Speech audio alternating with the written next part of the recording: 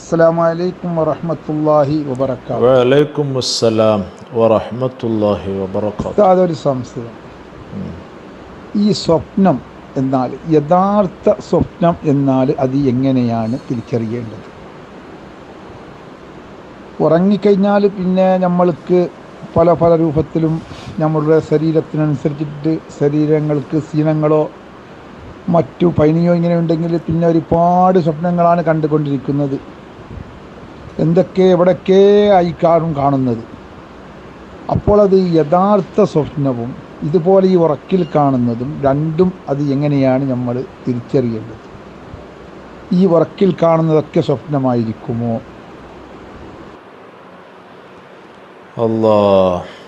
എന്താണ് സ്വപ്നം? സ്വപ്നം കാണുക എന്ന് പറയുമ്പം എല്ലാവരും കാണുന്നവരായിരിക്കും. അതിപ്പോൾ എല്ലാവർക്കും അത് കണ്ടത് പറയാൻ പറ്റിക്കൊള്ളുന്നുണ്ടാവില്ല, അതൊക്കെ വേറെ വിഷയം. സ്വപ്നം എല്ലാവരും കാണുന്നുണ്ടാകും. യഥാർത്ഥത്തിൽ എന്താണ് ഈ സ്വപ്നം എന്നുള്ളത്? ഈ വിഷയത്തിൽ പണ്ഡിതന്മാരുടെ ഇടയിൽ അഭിപ്രായ വ്യത്യാസങ്ങൾ ഒരുപാട് നടന്നിട്ടുണ്ട്.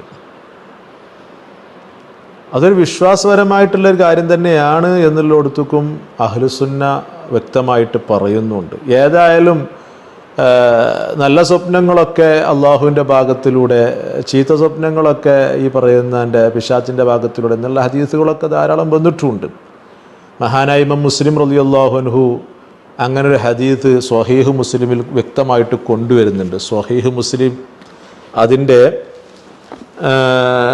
891 പേജിൽ കിതാബ് റുയ നോക്കിയാൽ ആദ്യത്തെ ഹദീസ് തന്നെ അവിടെ പറയുന്ന നബി സല്ലല്ലാഹു അലൈഹി വസല്ലം പറഞ്ഞു കേട്ട്, അർ-റുയ മിനല്ലാഹ് വൽ ഹുൽമു മിനശ്ശൈത്താൻ.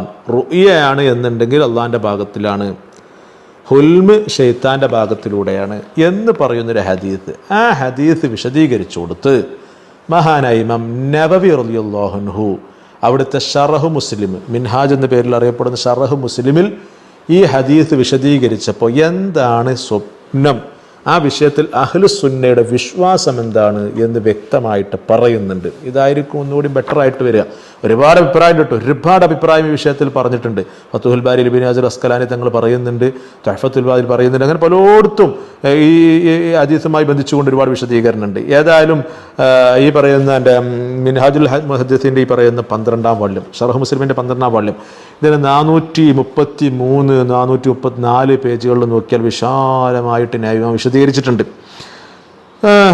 ഖാലൽ ഇമാമുൽ മാസരിയു, ഇമാം മാസരി ഇമാമൊക്കെ പറഞ്ഞത്, മദ്ഹബു അഹ്ലി സുന്നത്തി ഫി ഹഖീഖത്തി റുയ.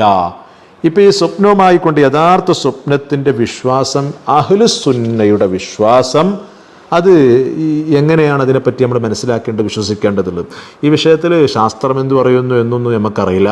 ഇവിടെ നമ്മുടെ മദ്ഹബിൻ്റെ ഇമാമിയങ്ങളും മദ്ഹബിൽ ഊട്ടിയുറപ്പിച്ച് നിൽക്കുന്ന ഇമാമിയങ്ങളും ഒക്കെ നമുക്ക് പറഞ്ഞു തരുന്ന കാര്യങ്ങൾ എന്താണ്. ഇപ്പം നബി ഇമാം രണ്ടാം ഷാഫി എന്ന പേരിൽ അറിയപ്പെടുന്ന മഹാനാണ്.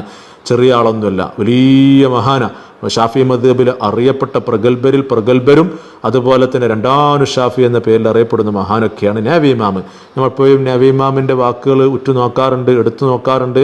അത് അത്രയും നമുക്ക് എല്ലാവർക്കും അതൊരു വളരെ ഒരു ഗാംഭീര്യതയുള്ള വാക്കായിട്ടും ബെറ്ററായിട്ട് നമുക്ക് മനസ്സിലാക്കാറുണ്ട്. അതുകൊണ്ട് ഇസ്ലാമിൻ്റെ കാഴ്ചപ്പാട് എന്ത് എന്നതാണ് ഇവിടുത്തെ ചർച്ച, ഇവിടുത്തെ ചോദ്യം. ശാസ്ത്രം എന്ത് പറയുന്നുള്ളോ നമുക്കറിയില്ല. കാരണം ഇനി അത് കേൾക്കുമ്പോൾ ഇതിങ്ങനെ അങ്ങനെ എന്നുള്ള ഇമാമിങ്ങൾ എന്ത് പറഞ്ഞു, നമ്മളെ ഭാഗം ഒന്നും പറയുന്നില്ല. നബി ഇമാം ഷറഹ് മുസ്ലിമിൽ എന്തേ പറഞ്ഞത്, ആ ഹദീസ് വിശദീകരിച്ചു കൊടുത്ത്, ഇതാണ് നമ്മളെ ചർച്ച. അതുകൊണ്ട് അതാണ് നമ്മൾ പറയുന്നതും. മനസ്സിലായില്ലേ? അന്നല്ലാഹു തആല യഖ്ലുഖു ഫീ ഖൽബിൻ നാഇമി ഇഅ്തിഖാദാത്തിൻ. അല്ലാഹു തആല ഉറങ്ങിക്കിടക്കുന്ന ആളുകളുടെ ഹൃദയത്തിൽ ഒരുപാട് വിശ്വാസങ്ങൾ സൃഷ്ടിക്കുന്നു എന്നതാണ് യാഥാർത്ഥികത. ഉറങ്ങിക്കിടക്കാൻ അയാളുടെ ഈ പറയുന്ന കൽബിൽ ഒരുപാട് വിശ്വാസങ്ങൾ കൊണ്ടുവരുന്നു. ഏതുപോലെ കമാ യഖ്ലുഖുഹാ ഫീ ഖൽബിൽ യഖ്ലാൻ. ഉണർന്നു കിടക്കുന്നവൻ്റെ കൽബിൽ അങ്ങനത്തെ ഒരുപാട് വിശ്വാസങ്ങൾ വരുന്നില്ല. ഇപ്പോൾ വേണ്ട, നമ്മളിപ്പോൾ ഒരു കാര്യം ഇങ്ങനെ ചെയ്യാൻ നിൽക്കുകയാണ്, നാളെ നമുക്കൊരു കാര്യമായിട്ടൊരു പ്രവർത്തനം ചെയ്യാനുണ്ട്. അപ്പോൾ നമ്മൾ ചിലപ്പോൾ ഇന്ന് തന്നെ അവനെ ഇമേജിൻ ചെയ്യും. അതിങ്ങനെ നമ്മളിങ്ങനെ ഭാവനയിൽ കൊണ്ടുവരും. അതങ്ങനെ ആകുമ്പോൾ ഇങ്ങനെ ആകുമ്പോൾ അങ്ങനെ അതൊന്നും ചിലപ്പോൾ സംഭവിക്കുന്നു ആയിക്കൊണ്ടൊന്നും ഉണ്ടാവില്ല. അങ്ങനെ ചെയ്ത് അങ്ങനെ സംഭവിക്കുമായിരിക്കും. അപ്പം ഇങ്ങനെ മറുപടി പറയണം. ഇങ്ങനെ അതാണ് യക്ലത്തിൽ തന്നെ ഇങ്ങനെ കൽബിൽ ഒരുപാട് കാര്യം കൊണ്ടുവരുന്നുണ്ടല്ലോ. അതൊക്കെ ഉള്ളതാ. അല്ലല്ലോ. അപ്പോൾ അത് ഉറങ്ങിക്കിടക്കുന്നവന്റെ ഹൃദയത്തിൽ കൊണ്ടുവരാൻ പാടില്ല, ഉണർന്നു കിടക്കുന്നവന്റെ ഹൃദയത്തിൽ കൊണ്ടുവരാൻ പാടുള്ളൂ, അങ്ങനെയൊന്നുമില്ല. വഹുവ സുബ്ഹാനഹു വ തആല യഫ്അലു മാ യശാ.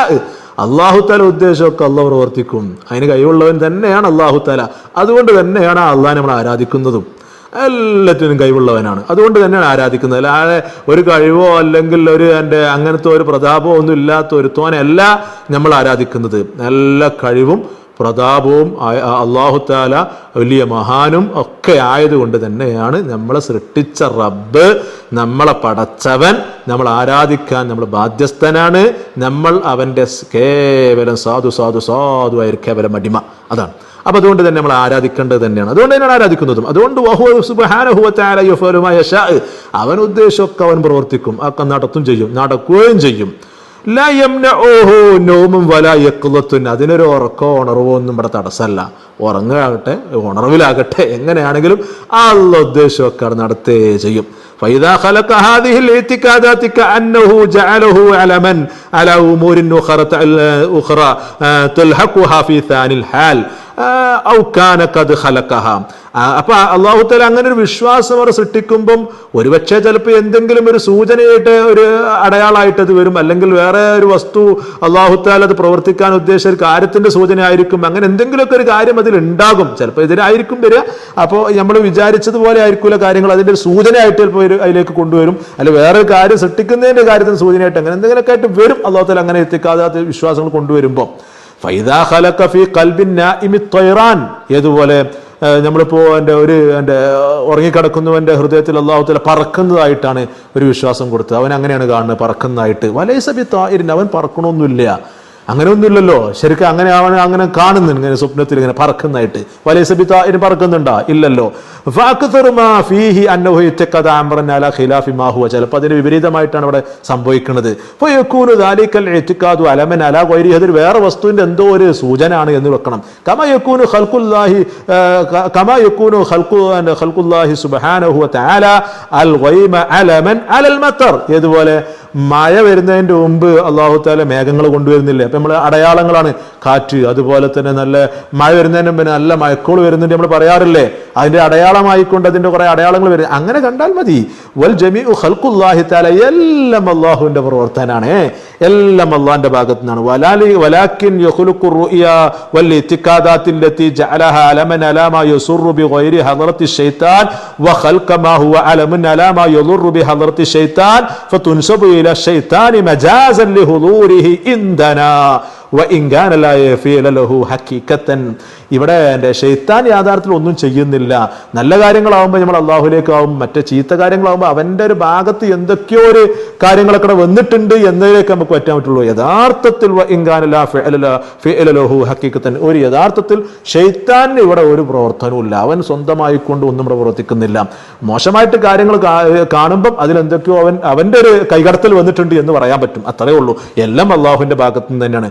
വഹാദാ മാനാ ഖൗലിഹി സല്ലല്ലാഹു അലൈഹി വസല്ലം അർ-റുഅയ മിനല്ലാഹ് വൽ ഹുൽമു മിനശ്ശൈത്താൻ. അതുകൊണ്ടാണ് അള്ളാഹിന്റെ ഹബീബ് പറഞ്ഞത് റുഅയ ആണെങ്കിൽ അള്ളാഹിന്റെ ഭാഗത്തിലൂടെ, ഹുൽമാണെങ്കിൽ ശൈത്താന്റെ ഭാഗത്തിലൂടെ എന്ന് പറഞ്ഞാൽ ശൈത്താൻ സൃഷ്ടിക്കുന്ന ഒന്ന് എന്നല്ല, എല്ലാം അള്ളാഹുവിന്റെ സൃഷ്ടി തന്നെയാണ്, അള്ളാഹ് തന്നെയാണ് എല്ലാം. പക്ഷേ ശൈത്താന്റെ എന്തോ ഒരു കൈകടത്തൽ അവിടെ വന്നിട്ടുണ്ട് എന്നർത്ഥം വെച്ചാൽ മതി.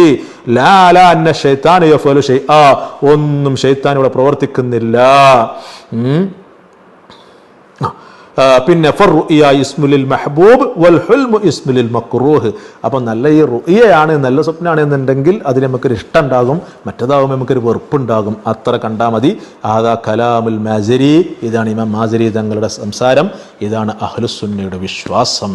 അതാണ് സ്വപ്നം എന്ന് പറഞ്ഞാൽ. യഥാർത്ഥത്തിൽ ഇതാണ് ഒന്നുകൂടി നമുക്കൊരു മനസ്സിലാവുകയും നമുക്ക് മനസ്സിലാക്കാൻ നല്ലതും ഒക്കെ തന്നെയാണ്. പിന്നെ ഒരുപാട് കാര്യങ്ങൾ പറയുന്നുണ്ട്, രണ്ട് സൃഷ്ടിപ്പ് പറയുന്നുണ്ട്, അങ്ങനെ ഒരുപാട് കാര്യങ്ങൾ ആ വിഷയത്തിലേക്ക് അഭിപ്രായ വ്യത്യാസങ്ങളൊക്കെ വന്നിട്ടുണ്ട്.